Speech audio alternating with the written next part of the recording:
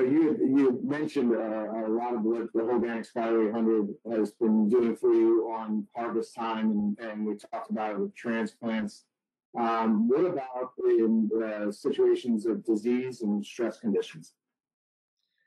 Yeah, so you'll see on the right side of the slide are yellowwoods, and then on the left side are columnar oaks. I believe those were Regal Prince oaks. Two pretty good, pretty tough trees. But you'll see on the oaks on the left, you'll see insect damage, especially on the new lush growth in the summertime. The insects are going after the best lush growth they can. You even see it just at the slide behind us. There's a residential development. The homes are $750,000 million homes, beautiful homes. The one street, the one cul-de-sac is lined with linden trees. They've called me, hey, Chris, you're the nursery guy. Come over and look at our trees. And they're just no idea what's going wrong with them. And I'm like, well, they're getting destroyed by Japanese beetles, just eating all the foliage, top to bottom, inside and out. And they say, well, what do you do? Nothing. I have a very minimalistic insecticide application that we run with because we don't need to. Our leaves are thicker. They're more lush than what they've ever been. So the lindens on my property rarely ever have any issues with Japanese beetles. Maybe on the top you'll see maybe 5 to 10% that have some foliar damage from them eating. But normally, if you went to the development right next door, they're destroyed. In the very first slide I showed, or Rob had showed the red buds. The same thing with those. They'll start to wilt down. Even these yellowwoods on the right side in the summertime, 95, 100 degrees, 102 with the heat index, they'll start to wilt down. They lose their turgor pressure. My second year out in the field, you'll rarely ever see my trees wilt down. They're just so thick. The internodal growth stem is very thick as well. They just don't wilt down. They just have the strength to them where they're able to absorb all the moisture out of the soil that they need.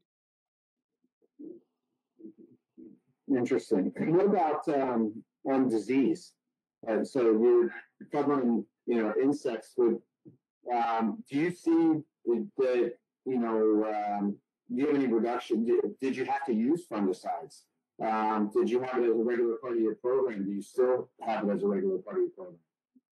Yeah, some of the fungicides, that's kind of weather, caused by the weather. Damp periods, lots of rain. So we've had some issue with that, and our foliage just rebounds. Like my tree lilac, you'll see that. Even some of my shrub lilac, you'll see a smidge of it. But the trees are just so healthy; they just keep pushing through. My dogwoods, maybe some people might say, oh, well, you don't have them long enough for anthracnose. I'd figure if you're going to get anthracnose, you're going to get it. And my trees just push through it because they're so healthy, so viable. They're pushing strong. And when you have a tree that is healthy and stronger, it's not going to have the stressors. It's not going to get stressed out from the heat, from the excessive moisture that's sitting on the foliage. It's not going to be hampered by the stressors. Interesting. It's like you or I. We take our meds one a day. Hopefully, it helps us be stronger and healthier. Hopefully. I don't know what it's doing, but I have a feeling if I stopped taking it, then I would see what it was doing. So we've been talking a lot about Bio 800 specifically, and even the granular products that you use.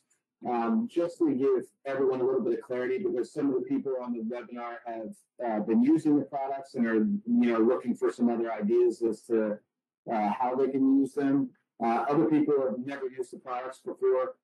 So Bio 800 is very simply BioLife 800. That's the minimum species count.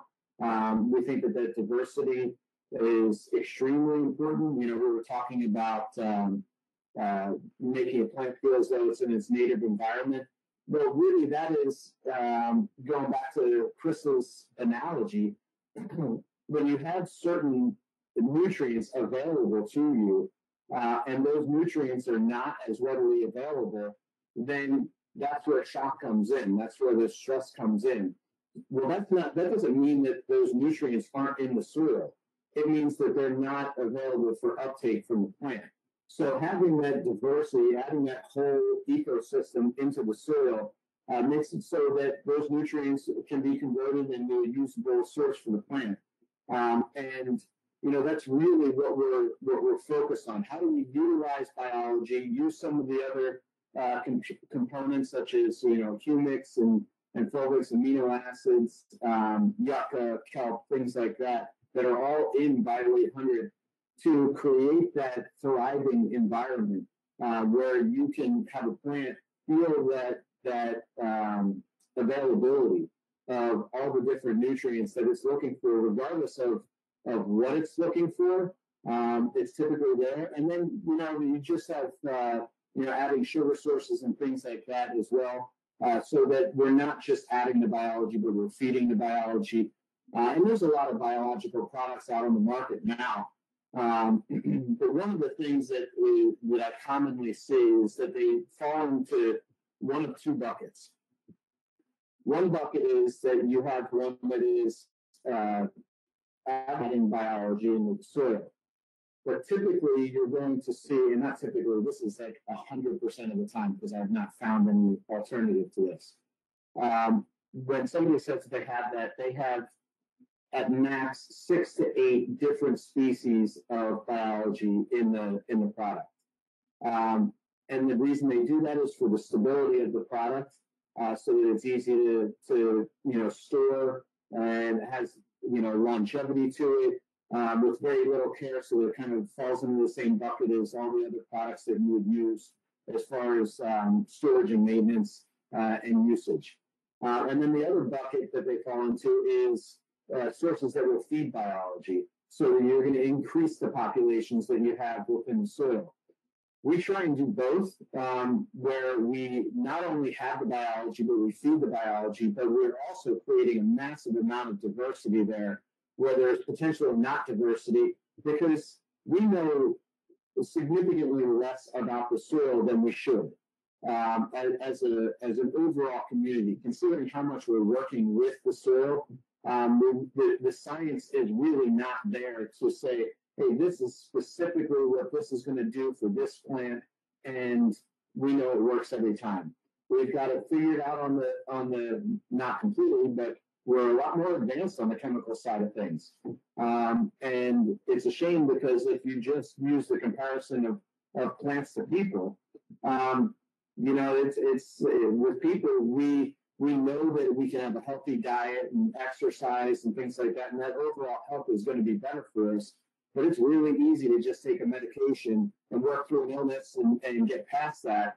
And that's kind of what we've done in the lawn and landscape industry, is that we've taken the easy solution because we're out of solutions, or we don't have time to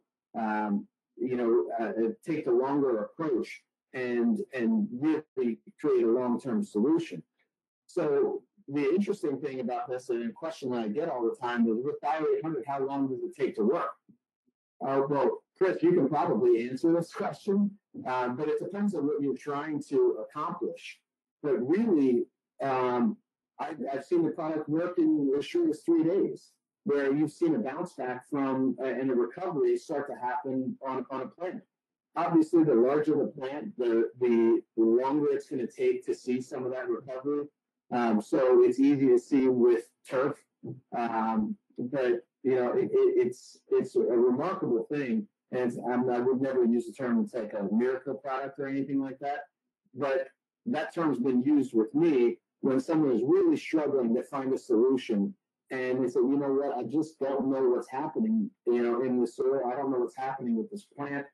And they use the product, and somehow, some way, it's solving the problem for them. And obviously, it's going back to that diversity in the soil. It's plugging some of the holes in that ecosystem to help everything cycle through the way that it should cycle through, and create that environment for the plant so that it can be successful and thrive. Correct.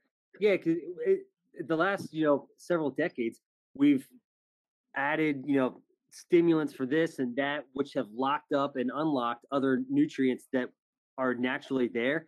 Where if you get back to the actual soil biology and fix what should be going on, it balances everything back out again.